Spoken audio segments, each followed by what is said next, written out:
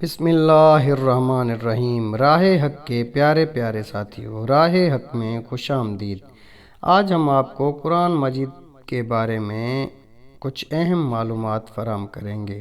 قرآن مجید ایک الہامی کتاب ہے اور اللہ تعالیٰ کا کلام ہے، جس میں کوئی شک نہیں۔ قرآن مجید حضرت محمد صلی اللہ علیہ وآلہ وسلم پر نازل ہوا اور اسی طرح آج تک محفوظ ہے۔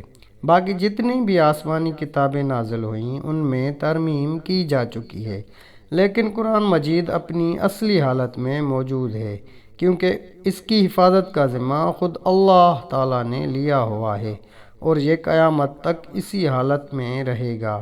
یہ کتاب ہی کی صورت میں نہیں بلکہ لاکھوں حافظوں کے سینے میں بھی محفوظ ہے۔ دنیا کی کم و بیش تمام بڑی زبانوں میں اس کے ترجمے ہوئے اور تفاسیر لکھی جا چکی ہیں۔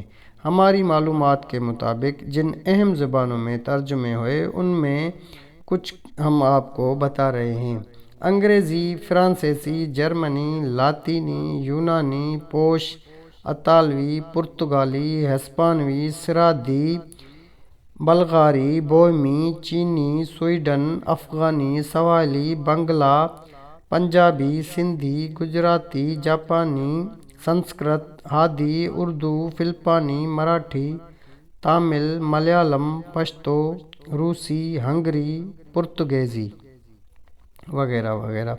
ان ترجموں کی کل تعداد 348 بنتی ہے، لیکن یہ فہرست بھی مکمل اور جامع نہیں ہے، کیونکہ وقت کے ساتھ ساتھ قرآن پاک کے مختلف زبانوں میں ترجمے ہوتے رہے ہیں۔ ایک اطلاع کے مطابق قرآن مجید کے جزوی طور پر سورتوں اور آیات کے لحاظ سے دنیا کی 114 زبانوں میں ترجمے ہوئے ہیں اور مکمل کتاب کی صورت میں 47 زبانوں میں ترجمے ہو چکے ہیں۔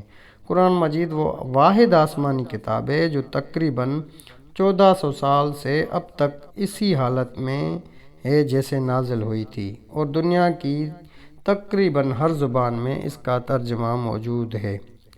قرآن مجید کے ترجمے کے حوالے سے کوئی حتمی لسٹ موجود نہیں کہ یہ کل کتنی زبانوں میں مترجم ہے، لیکن ایک اندازے کے مطابق دنیا کی ہر علاقائی زبان میں اس کا ترجمہ موجود ہے، چاہے وہ مکمل کتاب کی صورت میں ہو یا جزوی طور پر سورتوں اور آیات کے حوالے سے۔ بہرحال اس مقدس کتاب کی برکت پوری دنیا کے ہر گوشے گوشے میں پھیلی ہوئی ہے اور یہ قیامت تک موجود رہے گی، کیونکہ ارشاد باری تعالیٰ ہے: اِنَّا نَحْنُ نَزَّلْنَا الذِّکْرَ وَإِنَّا لَهُ لَحَافِظُونَ۔